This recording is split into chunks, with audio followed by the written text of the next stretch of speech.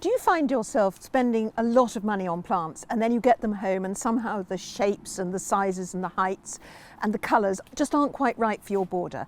It's Alexandra here from the Middlesized Garden YouTube channel and blog, and this video brings together the best expert advice we've had on creating an amazing perennial border. We've got some brilliant advice on choosing the best perennial plants. We've got some lovely border ideas and also some excellent tips on how to keep the cost down. But first, what is a perennial border, and is it the same as a herbaceous border? Yes, those two terms are used pretty interchangeably, but technically a perennial is any plant that stays in your garden for 3 years or more, while a herbaceous plant has no woody stem. So a perennial plant includes shrubs, herbaceous plants technically doesn't. Now, before you actually buy any plants, all the experts say that it's a really good idea to know what you want and preferably to make a list. So the first video we'll go to is Steve Edney and Louise Dowle, who have created an amazing 100-foot perennial border from scratch. And when this video was shot, it was only 2 years old. Thinking about how you select plants, if you think, here we are, going to the garden centre or to the nursery or to the plant fair, so how would you suggest people start thinking? The first thing to think about when choosing plants for a site is the site itself. We always work from the soil upwards, so I know it's a bit boring and you hear it a lot, but you have to know your soil, and if you know your soil, what kind of soil you have, whether it's sandy or silty or very clay, does it have standing water in the winter? Does it get perishingly dry in the summer? Those are important considerations before you make a plant choice. Once you understand your soil and your local climate, so for us, we're here in East Kent, so we have some of the highest sunshine hours anywhere in the country. We have some of the lowest rainfall anywhere in the country. So plant choices are dictated quite a lot by our climate. When we were first designing our border, we thought about where the roses and where the shrubs and where the evergreen perennials were all going first before the rest of the planting was stitched in around those groups. And so, for instance, this wonderful eryngium here, which is Yucca folium, chosen because of its drought tolerance, but also because it's incredibly architectural. Not just with these wonderful seed heads. I mean, they're magic while they're in flower, they're magic once they turn into seed heads, but also while the plant is building. It's almost semi-evergreen, so yucca folium, as in it's a yucca-like, like the succulent plants, so it has a really good rosette, a really good crown of foliage as it's emerging in the spring. So all through the season, the interest is there, and it builds slowly until it reaches the final point when it produces a wonderful seed head, and surprisingly drought tolerant and actually surprisingly stable for such a tall perennial, which is at about 1.5 meters, so it's quite a large stately perennial. But don't let that put you off if you've got a smaller garden, because the flower might be at 1.5 meters, but the foliage is only at about 80 centimeters or 90 centimeters. So light can still filter through if you have other plants around it. Like you have here at the front, you have a potentilla. This is Miss Wilmot. I love the opposition between what is effectively such a tasteful, wonderful, sort of creamy yellow flower from the eryngium with that quite gaudy hot pink from the potentilla, and this has been in flower for months.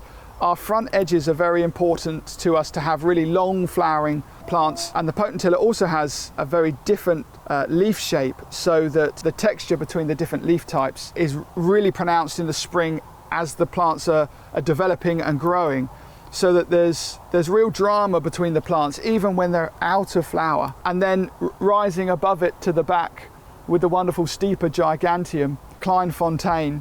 And so this little combination is one of them that's working really well. And then just down to the right hand side here is a Hylotelephium, or what people knew as sedum. This one is called Matrona. Now this is a tried and tested. We've grown this a lot in many projects and many planting combinations, which we think is wonderful. It is a bee magnet. There's a geranium knitting in as well, very nicely, called Dilys, between the eryngium and the Steeper. Now, we don't like to have any bare earth. Nature doesn't like bare earth.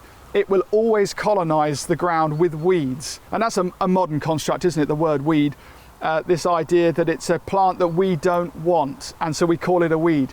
Could be a wonderful perennial like Verbena bonariensis, for instance. Often is a bit weedy for us because it seeds around in places we don't want it, so we dig it up where we don't want it, and we don't always get it right. But here I think we've really got it. We've got it spot on. There's even a little punctuating veronicastrum here at the front. So when we're thinking about to combine them, we're thinking about their flowering seasons, we're thinking about their attraction to wildlife, we're thinking about seed heads, we're thinking about their flowering, length of flowering period.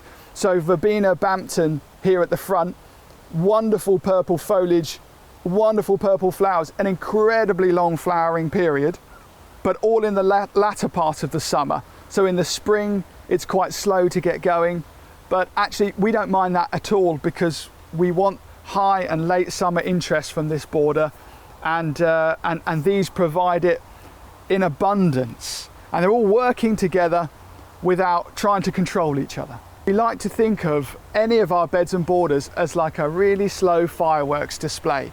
So you've just got plants which punch up through other plants and they explode into flower, and then they might go over into seed heads. If we don't like the seed head, we might cut it out to keep the border looking fresh. If we think the seed head is attractive, we leave it and allow it to be part of the combination later on. But what you don't want, and what people often find, is that their borders, they've picked plants that are all the same height, so there's no drama within the border. Everyone is obsessed with flowers. If you talk to any really good gardener, flowers are not quite the afterthought, but they're not the primary consideration.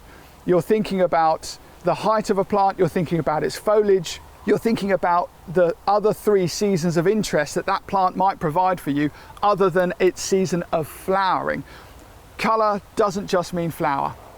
Colour comes from every aspect of the plant, but we hone in as gardeners on flowers because often that's the moment as well when insects, butterflies, moths, bees, and we tend to focus in just at that flowering moment because there's often a real hum of activity around a plant. But it shouldn't be your primary consideration alone. And the grasses, of course, add real drama because of the movement. So don't be afraid to plant grasses that are significantly larger perhaps than some of your other plants around it. Proportionally wise, you wouldn't want anything to be a third bigger than the plant next to it, maybe 50%, unless you've made a conscious choice to do that. But grasses, don't be afraid to use very tall grasses because often their foliage is very low and it's their seed heads which are incredibly high, and they're often so light and whimsical that their movement is incredibly important in a border, and you see straight through them as well. So it's not like it has a blocking effect. So you can effectively use grasses almost anywhere in a border. When it comes to grasses, I would say, again, this rule of 3, never use more than a third of grass in your borders. Otherwise, suddenly, in the summer, you'll feel it's perhaps a little flat, and you'll think, oh, why isn't there enough flower? You know, I was hoping for a bit more going on. The grasses are wonderful, but I'd like a bit more flower and interest from the colour. Now, obviously, the big professional gardens can achieve things that we simply can't. They've got more space, they've got more resources, they've got more expertise. But there are lessons from those big professional gardens that are very transferable to our smaller gardens. And one of the best interviews we've ever had here on the Middlesized Garden has been Tom Brown, who's head gardener at West Dean Gardens. And he has got some really useful garden border ideas and tips. So Tom, what's your starting point for creating a border? I've been fortunate enough to sort of look at different types of borders at different stages in my career, I suppose. So I've had some situations where I've had a complete blank canvas, an empty bed, or I've had a situation where I've got an established border that I need to embellish or enhance, but the process is pretty much the same. So I pick a theme or a colour palette that I want to work with, or work with the existing colour palette, and identify my tall plants, medium-sized plants and the short plants, and also accent plants that fit within that theme or that colour palette. So I've got sort of 4 lists on a piece of paper, then start to boil that down, and I would say trying to boil that down into probably a lot fewer than you're comfortable with to begin with. But ultimately you end up with a real cracking list once you've got that short list and you've got your piece of paper, you start to think, right, I need some height and I need some repetition in here. So in the border that we're in at the moment, we've got the cardoons, the cynaras, that are our accent plants at the back of the border, the tall plants, if you like. And they're repeated, so they bounce from left to right as you go down the border, because rhythm and repetition are absolutely key. And you think that rhythm and repetition are going to be the factors that decipher a good border and a great border. So often less is more in terms of planting and in terms of the message that you're trying to get across. So put those big structural plants at the back and make sure they bounce and rhythm all the way down the border, and then start to bring in some of those medium-sized plants. So it might be Phlox paniculata or asters, those sort of cushion plants that are going to give you lots of flower at a particular time. And then start looking at the front of your border. So it might be the Salvia nemorosa or the Germanic irises that you start to put in. And when you're putting all these different components together, be aware of contrast. So whether it's rounded foliages or sword foliage, upright or spiked flowers like foxgloves, or rounded daisy-like flowers like peonies, for example. Try and put contrasting plants next to each other, so contrasting foliage, contrasting flowers, because if you've got two plants that look the same, it's very difficult for them to get your attention as you walk past. Whereas if you've got a right upright foxglove and a nice rounded hummock of salvia, then they sort of complement each other in a contrastingly strange way. And so apart from colours, is there any other kind of theme or idea that you might go for when you're planning a border? Yeah, the principles are pretty universal about putting plants together, and it could be subtropical planting, it could be more of an arid sort of alpine style. Again, it's all about working with heights and accents and rhythm and repetition in that, because you want your eyes to work a bit harder than your feet when you come to a border. So if you come into a garden, and let's say for example Iris Jane Phillips, the lovely blue Germanic iris that's one of my favourites, if you walk into an enclosed space and if you've got Iris Jane Phillips flowering in 4 or 5 different spots in that garden, you walk in and your eye is instantly drawn and bounces around the garden before you've even taken a step, and it feels much more cohesive and natural that way as well. So I think whether you're working with irises or you're working with banana palms, the principle is the same. And what percentage of a border do you think needs to be either perennials or annuals or evergreens? I mean, is there a formula, or was it just instinct? Over the years, I've come to the conclusion that the majority of the planting should be permanent, and so I would say about 80%. And the reason I say that is because a lot of us are time poor, we haven't got a huge amount of time to spend in our gardens, and also the cost of sort of replacing these annuals too. So with me, I tend to have about 80% of permanent planting, but then I have a cast of annuals that I will grow and pop into those borders to give me the fireworks and that lift. Because when we visit gardens, quite often we'll go away saying, oh, do you remember the alliums, or do you remember those lovely tulips? You want to have a memorable element in the border, and if you can achieve that throughout the seasons, that's, I think, verging on a very successful border if you can do that. And is there a rule as to how many varieties of plants you can have in a border to keep it looking lush but not messy? Sort of. I would say, again, less is more. And I think I would rather have bigger clumps of fewer plants than smaller clumps of lots of different plants. And I always liken a border can be quite a hostile place for plants. You know, it's survival of the fittest in a lot of ways. So if you can plant things in drifts, let's say of groups of 7, 9, 11, you've got quite a nice substantial clump.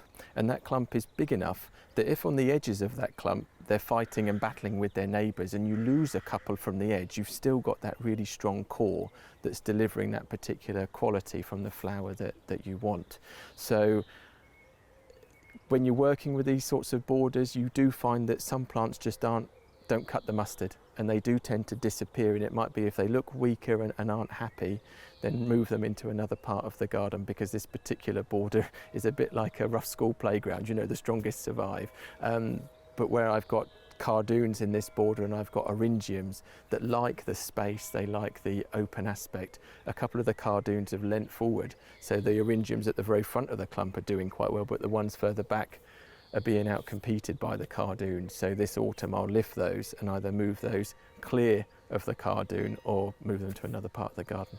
There's been quite a lot of questions from the YouTube viewers, and quite a few people have asked questions along the lines of what plants sort of mingle together without looking messy. There's this war that you speak of, was a playground jostling in this border, and really how you sort that out and how you prevent it from just turning into chaos. So when I form a clump of a plant, I think of a tadpole shape.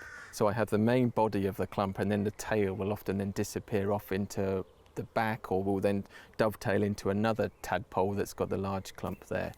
Editing is very important. So when you've got borders, August I often think is a good time of year to review what's happened, because in August everything's at its maximum capacity, so you can see how much something's spread. But with this sort of thuggish environment, you do get the bullies in the border. And quite often I'll go through with a notepad, and it can be quite civilised with a gin and tonic at the end of the day, and actually write down and take pictures of that particular aster that's trebled in size over the last sort of 4 or 5 months, and then make a note to say in the autumn or the spring, reduce that back by 50%. So you're trying to address that balance every autumn or spring, but you're making those notes and making those photos in the August. So you're doing it well in advance, because I guarantee when it comes to the autumn or the spring, you think, now where was that aster? How far did it go out? You do have to be the puppet master. You do have to have that moment where you just go in there, blow the playground whistle and get everybody organised again. Can you recommend some good sort of successions of plants? Sure. I mean, with the perennial side of things, you've got the sort of the backbone of the border that should be there all the time, but then I often use a cast of contenders that I want to be more firework-like in their what they deliver in a border. And again, it's that memorable thing that people can take away. So I would start the season sort of January time by sowing things like Scabious atropurpurea, Daucus carota, the wild carrot, Ami majus, Verbena bonariensis, and just have sort of 20 of those that I'm growing from seed, so they don't have to be too expensive. But they're coming along from January because they're hardy annuals, so you can start them quite early. And they'd be looking to go into the border about end of March, when you've done all of your mulching and cutting down and that's all ready to go. You then look at tulips, April, May time. So tulips would be your first big performance. They would then start to die down, and I'd say I'd look at alliums as a succession from that, and you can get some really big dramatic alliums, and again planting them in groups of 10, 15 throughout your planting, some at the back of the border, some at the front, because at that time of year we haven't got the very big plants that are starting to fight for space at the back. Once your alliums are done, that's when your Scabious and your Daucus will then start to flower and give you that early summer colour sort of through until July, August time. And then I'm a big fan of gladioli. I think people often see them as quite old-fashioned, but there's a wonderful selection of miniature gladioli that are available to us gardeners now. They don't need staking, and you can put them towards the front of the border, and they almost act like a summer tulip, so they'll give you that rocket of colour. And again, they're not going to break the bank if you order a few bulbs, and they'll give you that flower power right the way through until sort of September, October time. And that's when the daisy family really come in. So things like the Rudbeckias, the Solidagos, the Heleniums, and the asters, make sure you've got some of those in your border, because they will pick up the baton when a lot of other plants are sort of taking a deep breath because they're exhausted from the summer. The daisy family then say, right, it's our turn, and August, September, October look tremendous. How deep should a garden border be? I always think you want to feel sort of slightly immersed in a border. So if it's a very thin strip, then you haven't got the ability to play with perception and that height. I would say probably looking at, if you can, a couple of metres, 2 or 3 metres, just so you've got enough depth so that height can sort of flow up and down as you look down the border. So give yourself enough room to play, I would say, and 2 or 3 metres should do that. So presumably you'd think if you've got a garden that's perhaps a bit narrow, it would be better to have a big border on one side rather than 2 slightly narrower borders on either side, would you say? I've sort of got to the stage where that 360 experience is quite interesting. And if you look at a border from, say, the lawn, and you've got your border and then the fence, you're very much a spectator of what's happening. If you've got a narrow border, a narrow garden, excuse me, and you can create a winding path that sort of meanders left to right, you've then got that ability to create a wider border on one side and a slightly narrow border that you can echo the planting on the other, and then it flips back and reverses. So with a very narrow garden, you can create that depth by sacrificing the depth on the other side. So when you're walking through a border, if you can feel slightly immersed, I think it just goes up a notch what you take away from it. Now we'll come to the sort of practical aspects of actually planting and choosing a border. And one of the things that I'm quite curious about is, you know, how do you personally actually plant plants? Do you dig the hole exactly the size of the root, or do you dig it, you know, the size of the root plus a half, which I think is what's usually recommended? And do you water the plants before, after, or both? I definitely advocate people watering their plants before they go in. An old boss of mine said you never get that opportunity to saturate the root ball again once it's in the ground. So if you're buying plants, get a small bucket, particularly in warm weather, and drop the plant into the bucket of water until the air bubbles stop coming up. You know then that root ball is totally saturated, and it almost gives it a really good start, because then trying to put water back into the centre of that root ball is almost impossible once you've covered it with soil. I like to plant smaller plants and more of them, because I find that it gives me more freedom when it comes to creating those drifts. If you've got 3 plants, it's very difficult to come away from creating a triangle, whereas if you've got 7 smaller plants, you can really start to get some movement with the clump. And when it comes to planting, I think you want to think about what those roots are going to do. So if you've got a very small hole and compacted sides, you put the plant in, the roots are really going to struggle to penetrate out and find the establishing sort of nutrition and water that they need. If you've got a trowel and you can just sort of loosen the soil up around the root ball, those roots are going to be able to punch through that soil so much easier, and you'll find establishment is better. So I dig a big enough hole to make sure that establishment is successful. And when we're planting, those first 3 weeks are critical, so I'm always there with some water for the first 3 weeks just to make sure things are established. Once they're established, they tend to be happier and be able to fend for themselves, rather than a little bit of water one month and a little bit of water the next month, because it just drags the whole process of establishment. Whereas if you can really bed them in and say, right, you're on your own, chaps, and get on. And do we have to stick to the spacing recommended on the label? I work at about a foot spacing. And again, working with smaller plants, and if you're trying to create a clump. So if we think about plants such as phlox, if you can buy some 9cm plants, what you're looking for is a clump of phlox. You're not looking for 3 individual clumps of phlox. So create your drift and your movement with the planting, and they'll merge together. So almost the quicker they merge together and form the kind of effect that I want, the better. And then with my editing and my gin and tonic, I'll then look at whether I need to reduce or lift and divide in a couple of years' time. But initially I want that impact as soon as I can get it. How do you create natural patterns or drifts without it looking messy? The art in gardening is picking up on those subtleties and maybe removing a stem or cutting something back to allow something to come through.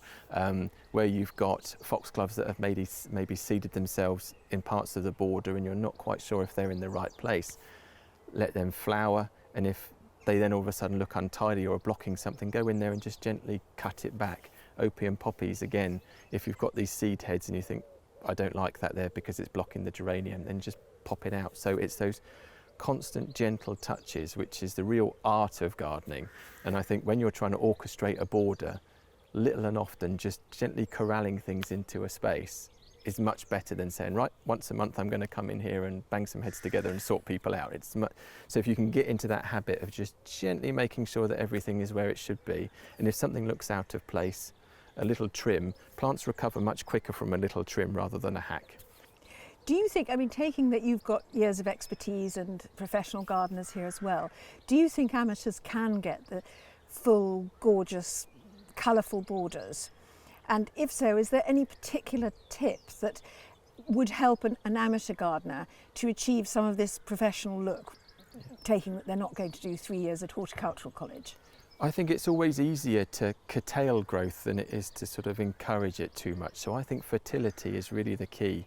We're asking our plants to do an awful lot in these borders. So looking at mulching, for example, in the spring, so giving it a nice layer of the amenity compost, the local council compost can be incredibly rich and quite inexpensive as well. If there's a way that you can cut your borders down and then put a reasonable layer of mulch on every spring, that will gently increase the fertility. You'll find your plants are a lot more buoyant. I used to find with our homemade compost, which is very similar to the amenity stuff, that the shrubs would just take on another level of vigour. So I would say if you can get that fertility into your soil, every year do a nice layer of mulch, you'll find after a few years that base fertility is really built up, and then you've got this billowing effect that quite often you see in professional gardens.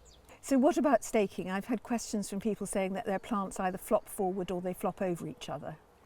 Staking is one of those things that if you can get to it early, it makes all the difference, and everything is so much easier early in the season. It's very difficult to remedy a plant that's decided to take a tumble forward without it looking completely strung up for the next month or so. So I would say as the young shoots start to emerge, sort of April time, that's a good time to get in with your staking. So whether that be bamboo canes and string, whether it's birch or hazel, or even the plastic or plastic coated metal rods that you can use to support perennials, get in there nice and early.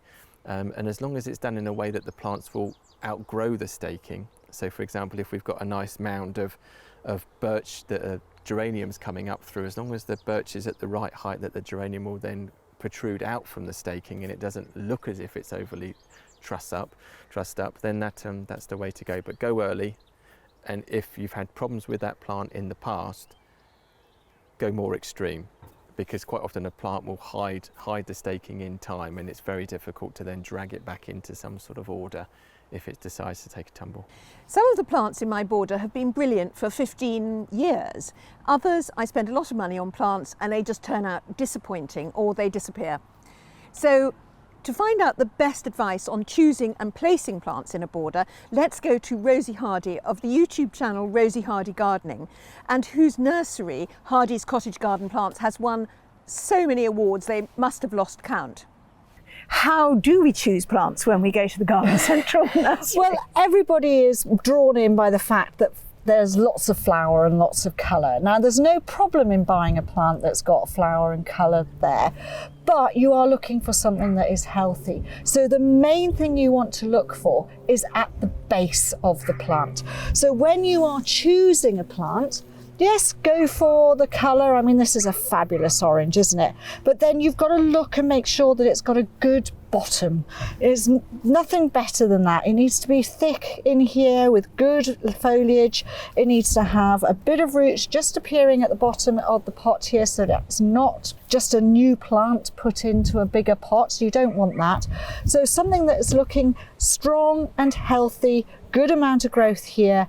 And yes, by all means get it with full flower on, or if you know that you're going to a reputable place, then you can go for something which hasn't flowered yet, and you can get it maybe with just flower and with a good base like so. Which depends on what you want. Do you want a little bit of impact straight away? Therefore you're going to get a lot more. Are you happy to let it grow and have it smaller? That's the way to look at it. And is there anything else we need to know when we are pushing our trolleys around?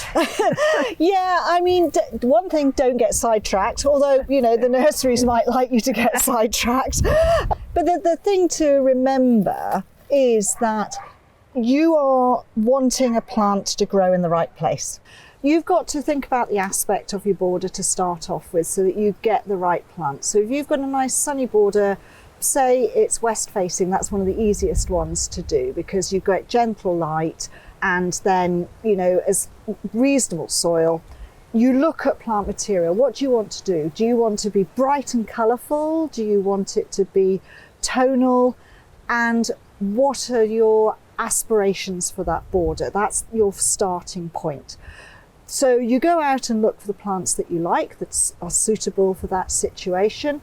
And if you like big daisies, get big daisies. Everything is personal choice. But do remember that if you fill a whole border just with big daisies, it will look really quite boring. Yes, lots of pretty round faces looking at you, but it will be quite boring. You've got to remember, when are these plants going to flower?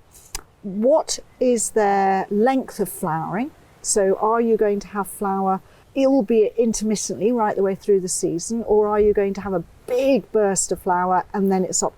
So if you have a big burst and then it stops, what's going to follow on from that? And these are the sort of things you've got to understand. Is it going to be sequential? And looking at putting something that's round with something that's upright breaks up what you're looking at. So this beautiful orange will go with something like this blue here.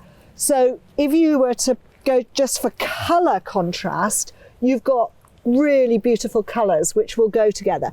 The other thing you've got here is you have a round flower and you have a spike flower. So those contrasts you want to be thinking about. You want to be thinking about leaf shape, leaf texture, and also using plants which are things that I call see-through plants. So they've got a lovely base, which means that they can be planted quite near to the front, but their flowers are tall, but you see through the stems, so you are looking round or just looking through it. So there'll be a nice blob of colour at the top here, a thin stem, and then base. So they're quite nice to put at the front. This goes away from what the old adage was, that you put small, medium, large, so that you get this sort of shape of them going backwards and going up high.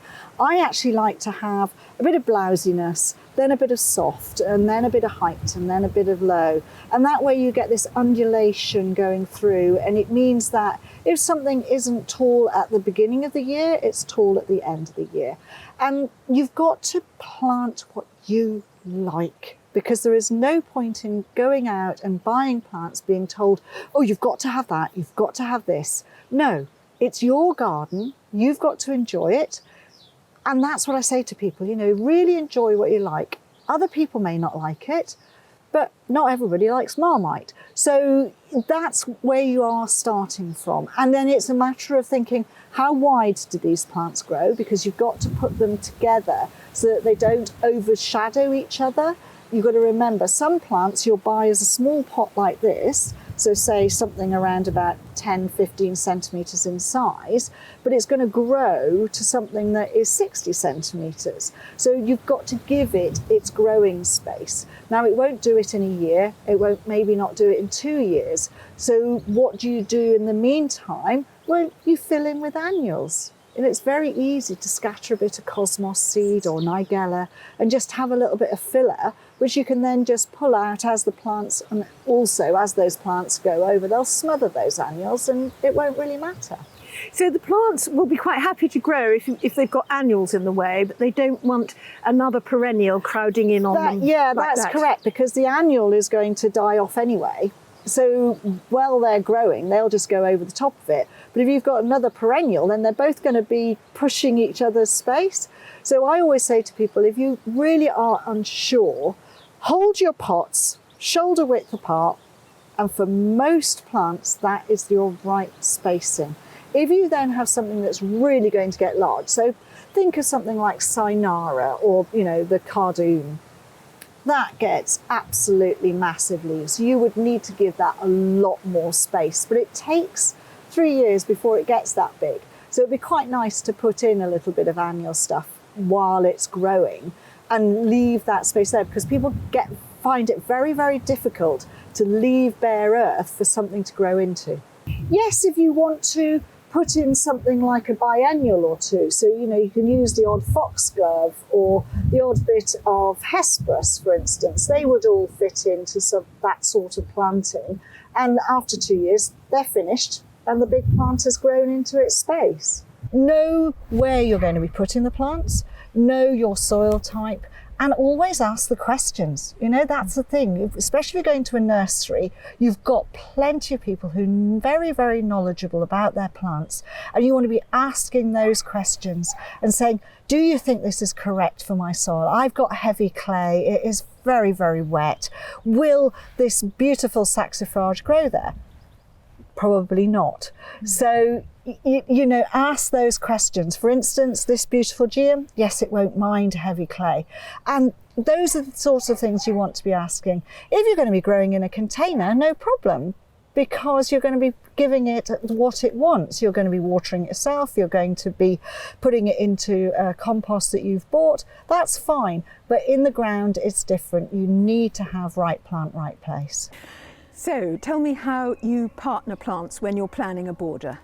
I will work out where I want my shady plants to be, where I want my sunny plants to be, and whether I want them to be moist. And then I think about whether or not it's going to go into what sort of soil it's meant to be going in. And that is how I try and partner things up to start off with. Then it's a matter of looking at a plant and going, what type of leaf have you got? Are you a strappy leaf? Are you a big bold leaf? Do you have a small flower? Do you have a really big inflorescence?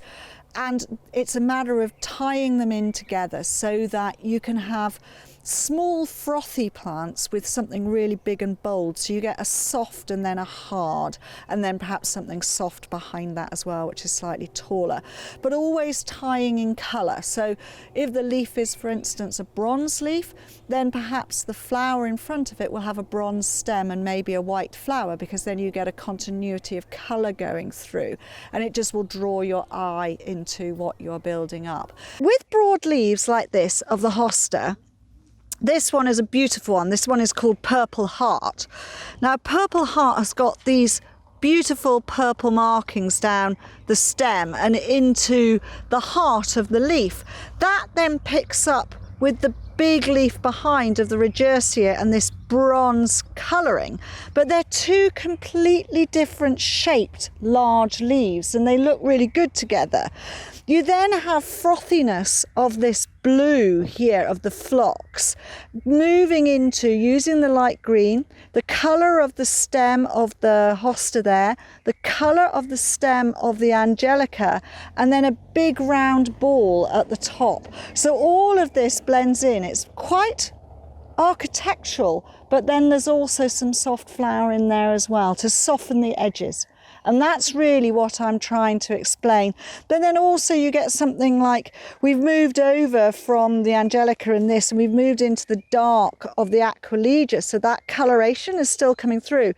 But the aquilegia look as though they're floating, and you go down to the bottom and then there's underplanting of white, which just shows out really, really well coming through at the back there. So you can have them layered as well. So that's sort of what I try to achieve with this type of planting. And it's just a matter of looking at things and going, would these go together nicely? And that's what I look at when I'm looking at it. And sometimes it's even as intricate as looking into the centre of a flower, because things like verbascum, for instance, which are a tall spiked plant with lovely round flowers, multiple up the flower spike, they have very definite different coloured anthers. So if it's something like Cotswold Queen, which is a lovely orangey yellow, but it's got red anthers, and it's got a lovely green leaf. So the green leaf is at the base, you've got this lovely tall slender stem, and then this lovely flower head at the top. You compare it with something that's red, because the red in the centre goes with the red, or you compare it with another softer yellow, depending on what you're wanting to do with it. In this part of the border you can see there are some repeats. So from the bronze regersea there, we've then got the regersea. We have a different hosta, so we've used a blue hosta this time, but it still gives you that effect, and the black aquilegia coming over the top. So it doesn't matter, the repeat is not exactly the same, but it's utilising similar material, and you have your definite points, and then you can move around and have yet another one within that. And it's just a matter of mixing and matching and making sure that those plants all go together. In this area of the border, I've tried to utilise a bit of yellow. People are scared of yellow. Yellow is brilliant. You can have something like this wonderful daisy here, the Doronicum, and in a slightly shady area, it pings out at you, and then against some lovely foliage, and then into this amazing umbelliferae here called Zizia. And Zizia, again, it's just light, it's airy, and your eye is drawn through to those, and then you go back and past into some beautiful reverses of the leaves. So it's not just the front of the leaves. When the wind blows and you see the reverse of the leaves, you get more colour as well. So just think about those. And then the digitalis there, the apricot foxgloves, just absolutely beautiful, going in and making it all soft, but they're uprights, and you've got the flat of the daisy, you've got the flat of the umbelliferae, and the sort of lower but spikiness of the rheum leaf. That's an ornamental rhubarb. So there you go. That's just how it is. It's using flats and rounds with spikes and big shapes and just mixing them together. Another thing I've really learnt from having my own herbaceous border is that it never stays the same. Even when you get it to perfection, the following year there'll be gaps, something's died off, maybe something's grown too big and is bullying out the other plants. So I found it really valuable to listen to this advice from Henry Macaulay from Rosy Hardy Plants on how to fill gaps and when the best time is to plant your border. Generally, autumn is a good time to plant because there's some warmth in the soil, you can work on the borders and create some goodness by getting mulch in there, and it gives that plant a chance to establish more, hopefully get its roots down, get a bit more comfortable, get settled, so that whatever winter throws at it, it'll be slightly stronger by the time spring comes around. And of course, if you get a really wet spring, that might help, but if you plant something in the spring and it doesn't rain for months on end, then that can be a real problem. I have literally been looking at this to redo my own border at the moment, and I keep thinking, well, I need to get most of it planted now, and then I think salvias, no, I have to wait till the spring. Dahlias, no, I definitely can't dig up my dahlias and then replant them. So what plants actually are best left until the spring? Well, particularly the examples you've just mentioned, salvias and dahlias, and certainly if they're, for example, exotic plants, they won't really want to go out and be planted in the autumn. It's really not good for them. And anything really that's half hardy, look at the labels, look for identification, will be that much more tender, and so you can do it, but you'll be taking a risk. It might be better to take a cutting and get that into root so that by the time spring comes around, that plant has a better chance. You can ask nurserymen, always ask wherever you go, but you do know that most plants, they need to have a good root system. So one thing you can also do is have a look in the pot, take the plant out, see what roots are going on there. If the roots are weak, then chances are the plant really won't do well over winter at all. It might have a chance to get away, but I wouldn't risk that. And what else do we need to think when we're kind of filling gaps? I mean, how do we match up plants to the plants that are already in our borders? Well, the main thing is that don't plant something when it's going to be surrounded. So lots of people now don't cut their borders down until the spring, which is particularly good for wildlife. But if you were to put a little plant in like a 9 centimetre pot into a border where it's surrounded by great big thugs or great big grasses, then over winter you might find it all flops on top of your plant, your little baby gets squished, and unfortunately that'll be the last you see of that plant. So the idea is look at what you're planting, clear a bigger space. You are going to clear, give things more of a chance. Most plants want to take over the world, they're strong and they will compete, but some are better than others. So if you have a weaker plant next to a stronger plant, that one that's a bit stronger will be too strong. So really what you're looking for is giving everything a good equal start in life. And in terms of choosing, say, shapes and colours and everything, if you've got a border that, I mean, it's been like that, you know, you've enjoyed it for 5, 6, 7, 8 years, and suddenly this summer hit it and, you know, you lost quite a few plants. So what are you thinking about in terms of colour and shape and everything like that? The main thing is, a lot of it is personal. You always have to go with gut instinct. The fundamental thing for colour is things like whether you want contrasting colour or sympathetic colour, and that's on your mood, what you're looking for. But it's much more complicated than that. You're looking at things like whether there's movement in the grass, or you're looking for shape and form. It's not really great to have one broadleaf plant next to another broadleaf plant. You want a bit of contrast, so things just spiky do particularly well against things which are flatter. You're looking for those bit of drama. You want plants that will come forward, do their kind of solo, and then retire a bit. So you're always looking to play all those things together.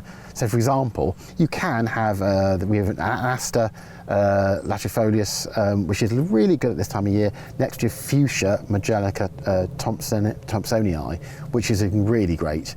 And those look particularly good with the cereoptosi salvia behind. They're all in sort of certain colours, but each has got something unique. Each is playing off the others, and they are really good as a three to combine. Yeah, so they're basically similar colours, but they're actually very different shapes and styles of plant. So you're getting that contrast there. Absolutely, and you can go sometimes similar. We also have a cereoptosi salvia, which is this shocking pink, next to a red persicaria, and some people might think that's too similar, but actually for a lot of it works really well. The fundamental thing is there's a bit of difference, but you're looking for normally for a bit of drama, a bit of personality, so you'll have that difference, and also adding the types of plant. So grasses tend not to have a lot of colour, some do, but a lot don't. They'll have an accent, there'll be verticality to them, which looks particularly good often against broadleaves or lower plants. You might prefer a sedum, which is a broadleaf purple one, a really dark one, up against a spiky glaucous flower. So you think about that purple leaf against a spike of a grass, could be Cecilia nitida up against a sedum, that will look really good too. And is there any other advice you've got on choosing grasses and using them in borders? Because I have to admit, I've always been very hesitant about that, and I think a lot of people are. Grasses are fantastic, they add so much to a border, but people are understandably a bit nervous about them because some get too big, some can be a bit thuggish, and so I would suggest a lot of people then just experiment, see what they like. The main thing they add is they can add a bit of verticality, but they also add sound, the sound of movement, and a lightness and texture. And also in the autumn, many turn a certain colour, such as gold, which really lifts the garden. And then over winter, you get that fantastic structure, which lots of the herbaceous plants have just died away and gone. So you're left with a spine in your garden, which is really, really good. The main thing is to look for a grass that fundamentally you like. There are lots of them, Millennias, we have miscanthuses, some are really big, some are smaller, and panicums are a lot, which are really very good and have a really good year. And also, of course, remembering about your climate and your soil, because I think a lot of us are finding perhaps the panicums, because they're very drought tolerant, and putting up with the really tough summers.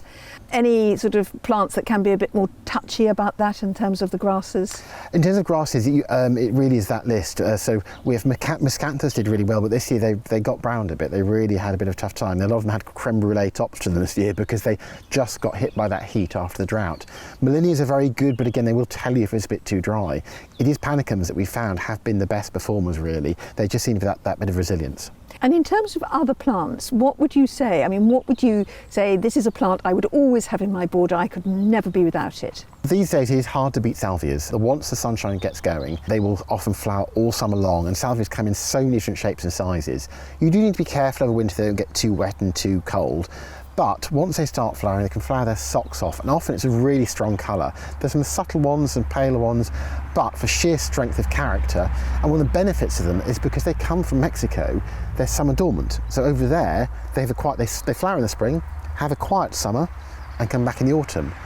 In our climate, they flower in the spring, find that summer's really quite nice, thank you very much. So they carry on all the way through. So you get a lot longer flowering season, which is fantastic. Oh, I'd wondered how they managed to keep going. Yeah. Any other plants that you think really top for a really great herbaceous border? Well, I love echinaceas personally. I think they're fantastic as a group. The one thing I have always learnt through is you need to give them space. So they look beautiful when they come out. They get lots of different colours, pinks and whites, and some newer ones too, which are really interesting. And the cones particularly are really good. When they die, they can leave a certain structure. But echinaceas can't be crowded. So an important tip is make sure you buy more of them, give them bigger space. And any other top plants you can recommend? We really recommend agapanthus. They're really good plants. They're from South Africa, but they are really strong, and you get a whole different set of colours, and you get from quite short ones, quite tall ones, and that means you can combine them differently. So is there any other advice you've got for people who are basically restocking their gardens after a really difficult year? Well, one of the most important things is, I hate to say it's a bit like natural selection. Look around in your garden, see what did well and see what didn't do well, because I'm afraid to say it is the time for hard choices. The tougher weather seems to be going in a certain direction, so we need to make difficult choices about that. Phlox, for example, for a lot of people, they really have realised it doesn't actually cope with full sun. In your own garden, look at what's done well, but also in the area. Look around your area. If you can talk to your neighbours, find out what's done well for them too. A lot of people are moving to more drought-tolerant planting. So the other thing you can do is start to plan ahead.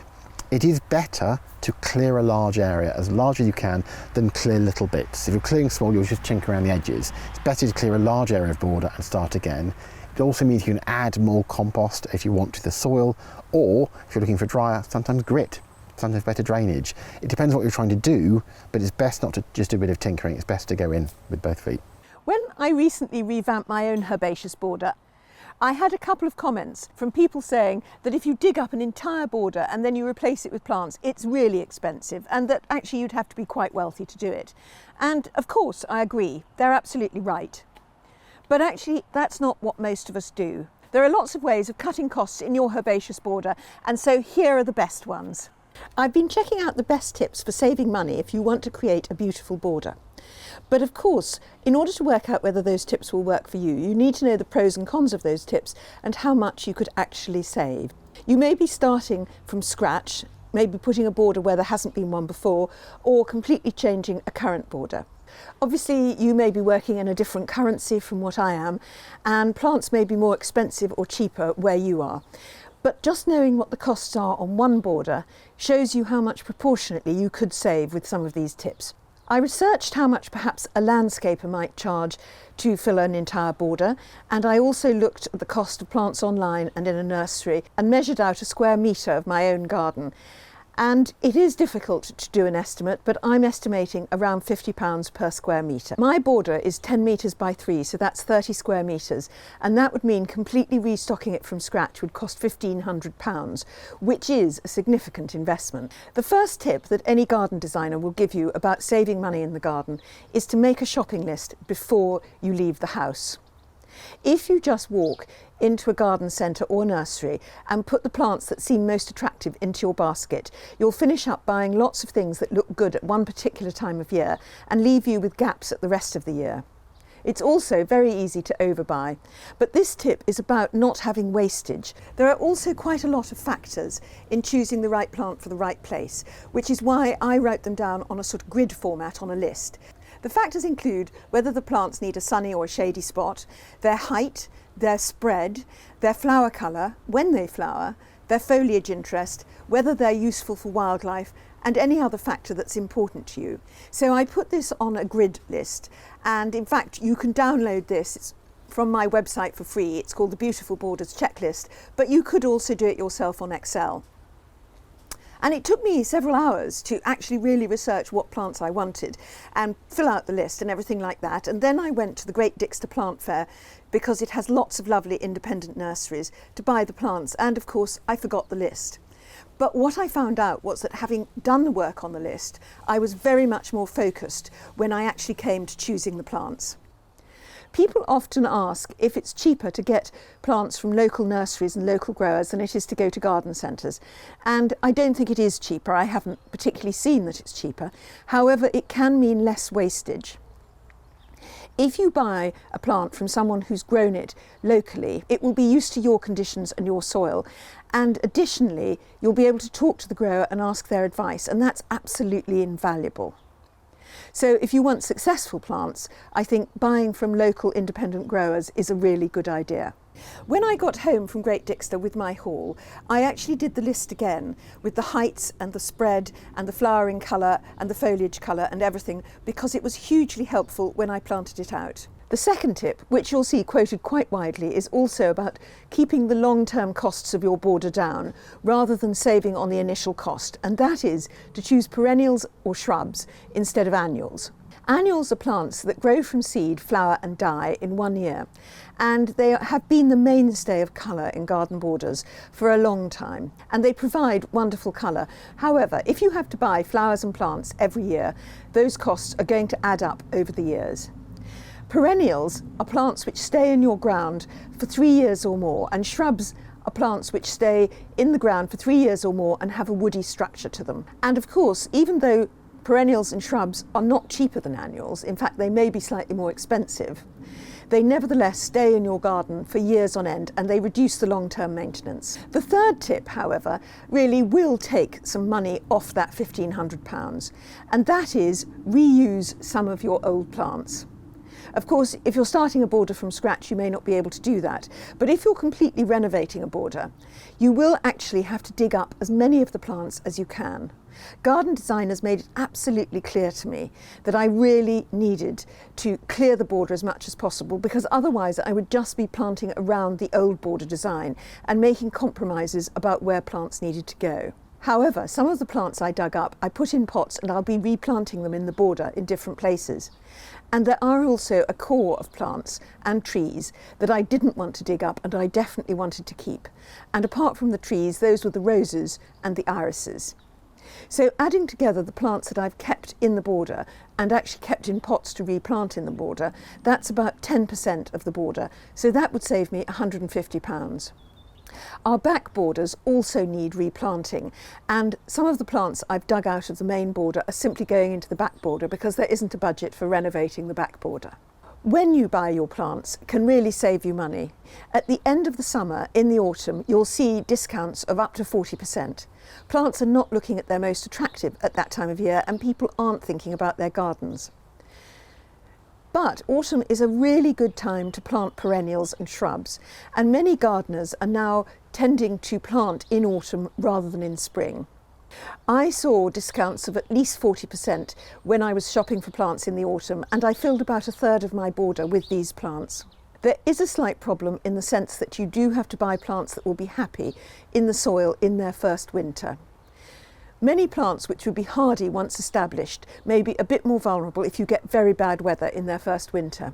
And for example, salvias are one of these. I interviewed the UK's leading salvia expert, William Dyson, on growing salvias, and I'll put that video in the description below.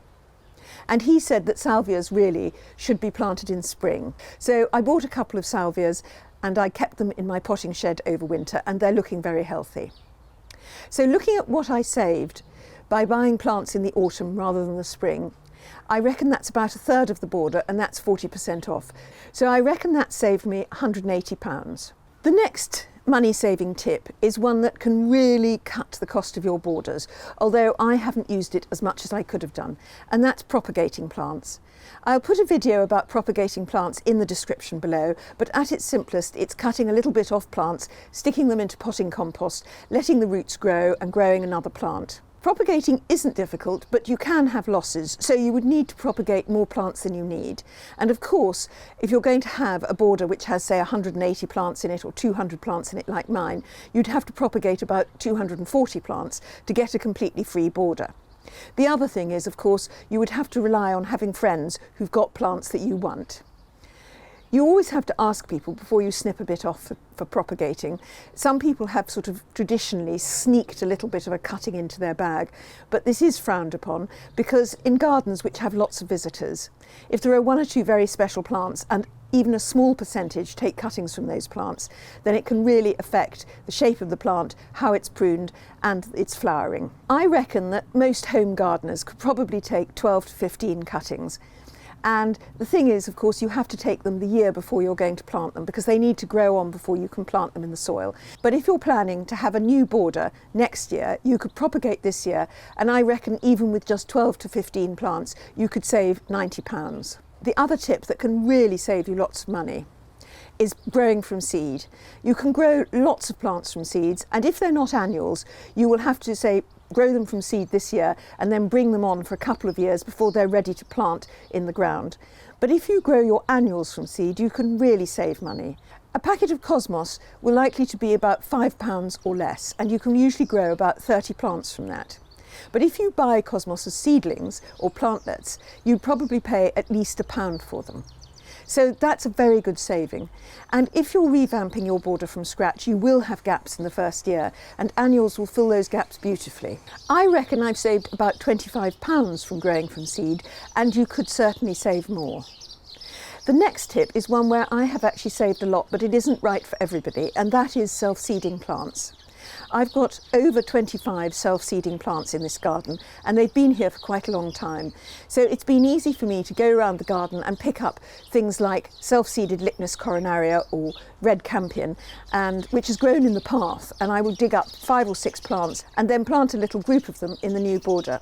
But if you are a really keen weeder and you like to keep your garden neat and tidy, it will be harder for you to have self-seeded plants. Self-seeded plants and weeds look very much the same when they emerge, so you have to actually let them get to a certain size before you can tell whether they're plants you want. And not everyone's happy to do that. And of course, if your garden is completely empty and you're starting from scratch, you won't have any self-seeders anyway. However, looking at the self-seeded plants planted in my revamped border, I reckon I have saved about £125. Another very good tip, which we can all enjoy, is buy smaller plants. A plant in a 9cm pot and a plant in a 2-litre pot will grow to the same size eventually. Obviously, the smaller plant will take longer, but it costs about half. You don't always get the opportunity to choose between the 9cm pots and the 2-litre pots. However, I have bought most of my plants in 9cm pots, and I reckon I've saved about £225 as a result. They are very tiny plants, and so I've got lots of little plants in the border with big gaps between them.